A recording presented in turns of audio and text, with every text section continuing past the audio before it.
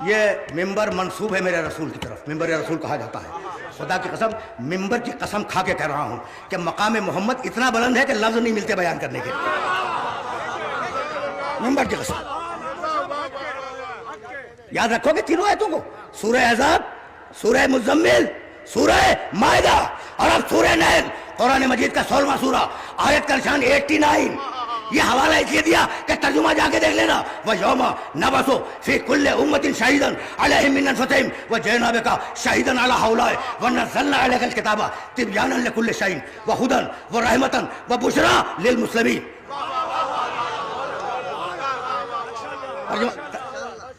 ترجمہ سنو گے ترجمہ. وَيَوْمَ، دیکھو اس آیت کے دو ٹکڑے ہیں. وَيَوْمَ 16واں سورہ، آیت کا نشان 89 89. ٹھیک. وَيَوْمَ نَبْعَثُ فِي كُلِّ أُمَّةٍ شَهِيدًا عَلَيْهِمْ مِنْ أَنفُسِهِمْ وَجِئْنَا بِكَ شَهِيدًا عَلَى هَؤُلَاءِ. حبیب قیامت میں ہر نبی کو اس کی امت پہ گواہ بنائیں گے اور تجھے ان سارے نبیوں پر گواہ بنائیں گے. وہی بات جو سورہ مائدہ میں کہی گئی پھر سورہ نحل میں دہرائی گئی. اور اب سننا، وَنَزَّلْنَا عَلَيْكَ الْكِتَابَ، حبیب ہم نے اس کتاب کو تیرے اوپر نازل کیا ہے. رکے رہو، ہم نے اس کتاب کو تیرے اوپر نازل کیا ہے. نازل کرنے کے معنی کیا ہے؟ چیز کا اوپر سے نیچے بھیجنا. ٹھیک ہے نا. ہم نے اس کتاب، بھائی رکے رہنا تھوڑا سا، دیکھو وقت میں گنجائش نہیں ہے، لیکن جب میں آ گیا ہوں تو سنتے جاؤ. نزول کے معنی اوپر سے نیچے آنا کسی چیز کا. مالک یہ تو سن لیا کہ تو نے پیغمبر پر کتاب کو نازل کیا ہے. کس مہینے میں نازل کیا؟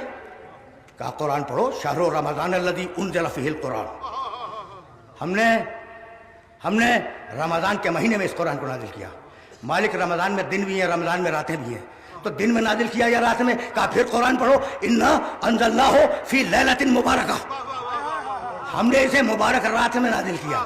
بھائی توجہ رہے، قرآن جس رات میں اوپر سے نیچے آیا وہ رات مبارک ہے.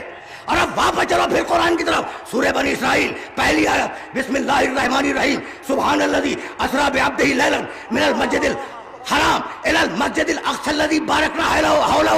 ہم معراج میں اپنے بندے کو لے گئے ایسی جگہ جہاں برکت ہی برکت تھی.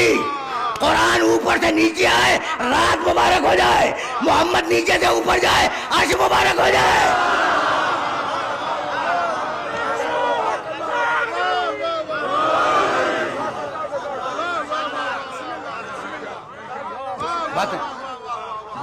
باتیں پہنچ رہی ہیں نا. اچھا بھائی رکے رہو خدا کی قسم، اس لیے کہ کوئی جملہ تو تمہیں ہدیہ کر دوں نا. تو رمضان میں آیا قرآن، نازل ہوا. رات میں آیا، مالک رات کا نام. کہا بسم اللہ الرحمن الرحیم، انا انزلناہ فی لیلۃ القدر، ہم نے اسے قدر کی رات میں اتارا. یہ قرآن بول رہا ہے. رمضان میں اتارا، رات میں اتارا جو مبارک تھی، اور اس رات کا نام ہے قدر کی رات.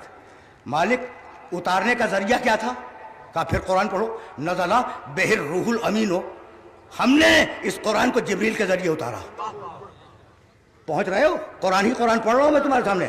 نزل بہ الروح الامین، ہم نے اس قرآن کو جبریل کے ذریعے اتارا. اچھا تو مالک اب ایک سوال کا جواب اور دے دے. محمد رسول اللہ کی آنکھوں پہ اتارا، ان کے سر پہ اتارا، ان کے کانوں پہ اتارا، ان کے کندھوں پہ قرآن اتارا، کہاں اتارا؟ کہا پھر قرآن پڑھو، نزل بہ الروح الامین علی قلبک. قرآن ہے قرآن. ہم نے قرآن کو محمد کے دل پہ اتارا ہے، دماغ پہ نہیں. سمجھ رہے ہو؟ ہم نے قرآن کو محمد رسول اللہ کے دل پہ اتارا ہے. پھر کہہ رہا ہوں دل پہ اتارا ہے، دماغ پر نہیں. تو مالک اب ایک سوال کا جواب اور دے دے کہ اس تیرے قرآن کی قوت کیا ہے. کہا بھائی قرآن کی قوت سورہ حشر میں دیکھو، 59واں سورہ ہے. بھائی عجیب و غریب مرحلہ فکر پہ لے آیا میں. لو انزلنا ھذا القرآن علی جبل لرأیتہ خاشعا متصدعا من خشیۃ اللہ. یہ قرآن اتنا طاقتور ہے کہ اگر پہاڑ پہ اترتا پہاڑ ہٹ جاتا. عجیب کمال ہے، عجیب کمال ہے. بھائی اب مجھے اجازت دیتے ہو کہ میں جملہ کہوں؟ کتنا طاقتور ہے قرآن. اگر پہاڑوں پہ آ جائے تو پہاڑ اپنی جگہ چھوڑ دیں. پہاڑ چھوٹے موٹے زلزلے کا نوٹس نہیں لیتے، آندھیوں کی طرف تو توجہ بھی نہیں دیتے. اردو میں محاورہ ہے کہ فلاں شخص اپنی رائے میں پہاڑ ہے، ہٹتا نہیں ہے. تو پہاڑ جو علامت ثبات کی، ثبات قدم کی، پہاڑ علامت استقلال کی، پہاڑ زلزلوں کا نوٹس نہیں لیتا، پہاڑ جہاں ہے وہاں ہے. لیکن قرآن میں اتنی قوت ہے کہ اگر پہاڑ پہ آ جائے پہاڑ ہٹ جائے. جسے اللہ کے بنائے ہوئے پہاڑ نہ اٹھا سکے اسے میرے محمد کے دل نے اٹھا لیا. سمجھ رہے ہو؟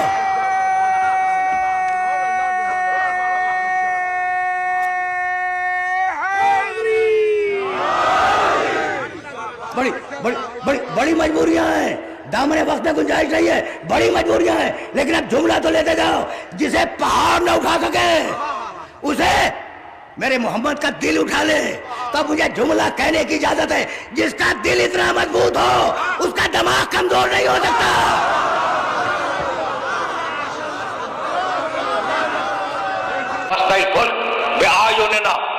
نو کشتی بناؤ ہماری آنکھوں کے سامنے بناؤ. اس جملے کی قوت تم نے محسوس کی؟ بھائی اللہ کی آنکھوں کے سامنے تو پوری کائنات ہے. کون سا ایسا عمل ہے جو اللہ کی آنکھوں کے سامنے نہیں ہے؟ کہہ رہا ہے نو کشتی بناؤ میری آنکھوں کے سامنے. دیکھ رہے ہو نا، یعنی کشتی کا عمل میری نگاہوں کے سامنے ہو. یعنی بتلانا، دیکھو یہ چھوٹا بچہ سامنے بیٹھا ہوا ہے.